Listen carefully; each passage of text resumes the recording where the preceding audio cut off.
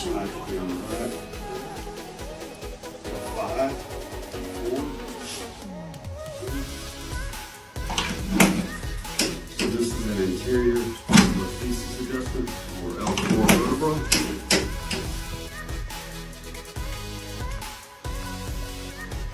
One of those patients that bending backwards hurts. Sitting straight up hurts. Bending backwards and twisting hurts. And it was spondylo, who knows? Could just be a pinched nerve, but you definitely want to get it fixed. It's a game changer.